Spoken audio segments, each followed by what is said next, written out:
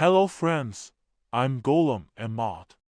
Welcome to another scary video. Please support your channel. Don't forget to like and subscribe. Let's follow today's story. One day, a few men, along with a few women, the women's names are Somaya and Samira, and the men's names are Amir and Omid Bor. They drive to a hut to have fun.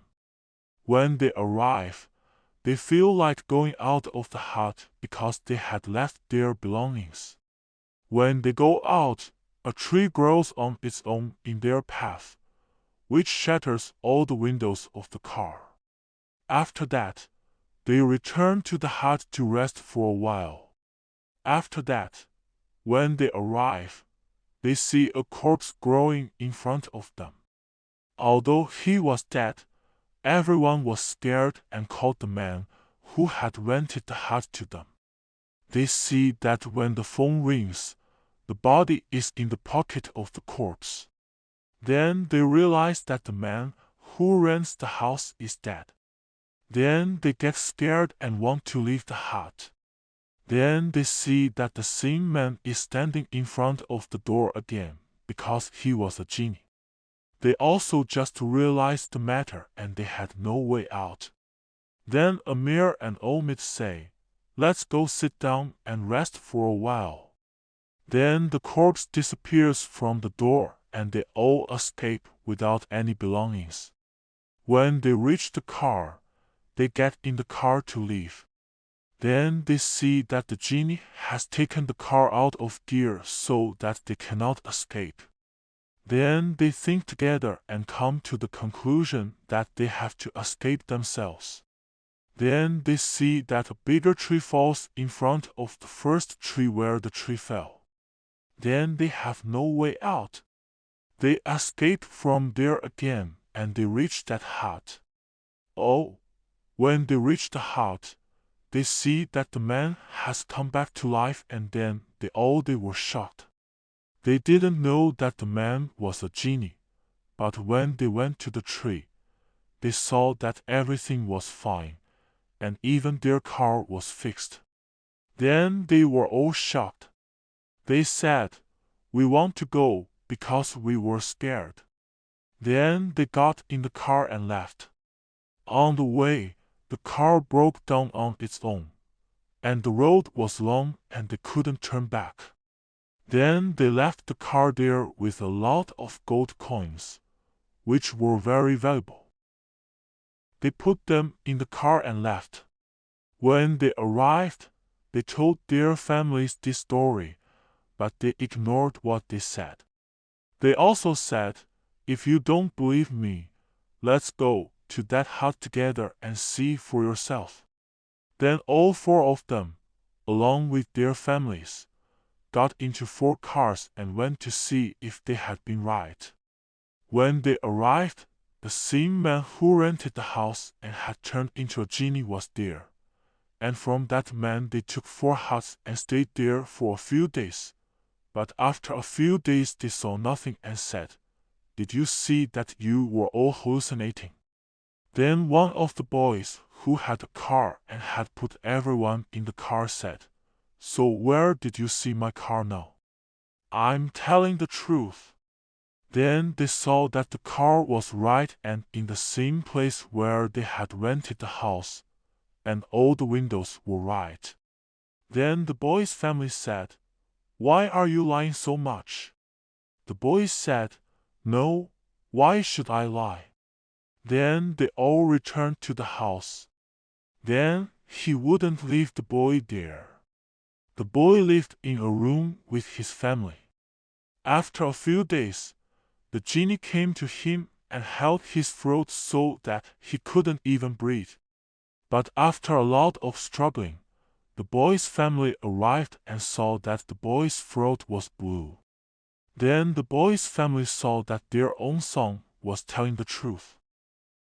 After that day, they told everyone that the village was haunted because my son was choking me, and if we hadn't arrived, he would have killed our son. After a few days, everyone heard what they said, but they didn't believe it, and no one paid any attention to what they said. After a few days, the boy and the girls who had gone there together saw each other, and they saw Omid, whose throat was black, and they asked her what happened. Omid said that the genie who was in that village came to our house and was choking me. Then my family found out because I screamed. Then they all wondered why this genie had come to such a place. Then they all told their families and showed their families the picture of the boy's throat. Then they believed it, and then it became a lesson for all of them. They took another hut that was by the water to see if the genie would appear again. After a few days, when all the families were there, they suddenly saw a tree there that was licking its lips. Everyone was shocked because this was a sign of a genie. No tree bites its lips. Alas, the tree that was licking was also frowning. Then they asked the person who had rented the house that the house was still as dry as before, and everyone was scared to death because the face of the man who rented the house was also full of blood, and the boy said to his family, "You see, I told the truth and I didn't lie. You thought I was hallucinating. Now do you believe it or not?" But that hope was a little scared, but he wouldn't bring it to him. He said, "Now this is the hut that I told you about. Come and watch." Then they came and ran away. One of the jinns said, "Where are you running away to? Tonight we want to have a good meal with you. Because this place is full of people and a lot of jinn who were waiting for you humans. Now where do you want to go?" He said, "You see, one of us came to your house and we wanted to strangle your son. Come to the hut because we have disconnected all your cars so that we can have fun together. When the jinn bite just one person, they can bite the others too, and this will continue, and the whole thing will, even the city should be like this too." Then they asked the person who had rented the house that the house was still as dry as before, and everyone was scared to death because the face of the man who rented the house was also full of blood, and the boy said to his family, "You see, I told the truth and I didn't lie. You thought I was hallucinating. Now do you believe it or not?" But that hope was a little scared, but he wouldn't bring it to him. He said, "Now this is the hut that I told you about. Come and watch." Then they came and ran away. One of the jinns said, "Where are you running away to? Tonight we want to have a good meal with you. Because this place is full of people and a lot of jinn who were waiting for you humans. Now where do you want to go?" He said, "You see, one of us came to your house and we wanted to strangle your son. Come to the hut because we have disconnected all your cars so that we can have fun together. When the jinn bite just one person, they can bite the others too, and this will continue, and the whole thing will, even the city should be like this." Then the jinn said, "We want to have a party for you, and you are all invited. Now when do you want to start the party?" Everyone thought together. Everyone had an opinion. One said, "I don't want to participate in this party." Another said, "If we don't participate, we will all become like them."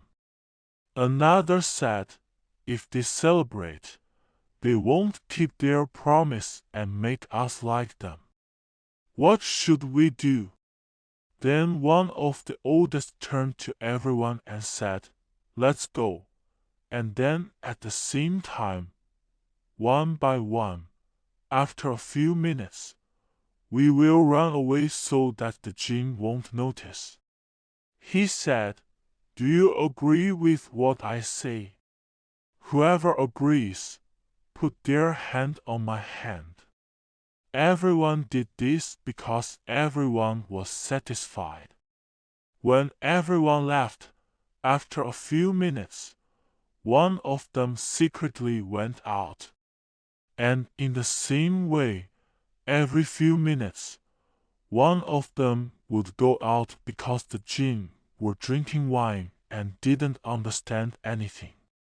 When the magic of this wine disappeared, the jinn said to each other, "So, where are our guests?" "They were here." Then they realized that they had all run away and gone.